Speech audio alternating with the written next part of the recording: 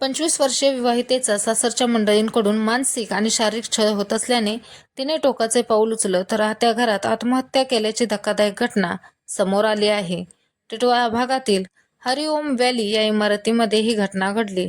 या प्रकरणी कल्याण ग्रामीण तालुका पोलीस ठाण्यात सासरच्या 5 नातेवाईकांवर गुन्हा दाखल करून 5ही नातेवाईकांना अटक केली आहे. लग्नात मानपान केला नाही, स्वयंपाक करता येत नाही असे सतत टोमणे सासरकडील लोक मारत होते. या त्रासाला कंटाळून विवाहितेने हे टोकाचे पाऊल उचलल्याचं सांगण्यात येत आहे. पती केतन दिनकर भांगरे, सासरा दिनकर काशीनाथ भांगरे, सासू लतिका भांगरे, दीर गुंजन भांगरे असे अटक केलेल्या नातेवाईकांची नावे आहेत. तर आरती दिनकर भांगरे वय 25 असे आत्महत्या करणाऱ्या विवाहितेचे नाव आहे.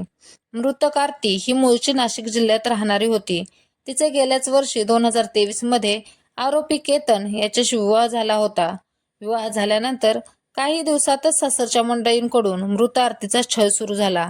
त्यातच 21 मे 2023 ते 10 ऑगस्ट 2024 पर्यंत तिचा मानसिक व शारीरिक छळ करत तुला स्वयंपाक करता येत नाही, लग्नात मानपान केला नाही असे वारंवार टोमणे तसंच नवीन घर घेण्यासाठी 20 लाख रुपये माहेरून आणण्यासाठी मृतक आरतीच्या मागे गुन्हा दाखल असलेल्या 5ही नातेवाईक आरोपींनी मागणी केली होती. त्यांच्या त्याच छळाला कंटाळून 10 ऑगस्ट रोजी सासरी राहत असतानाच घरातील बेडरूममध्ये ओढणीच्या साह्याने गळफास घेऊन आत्महत्या केली.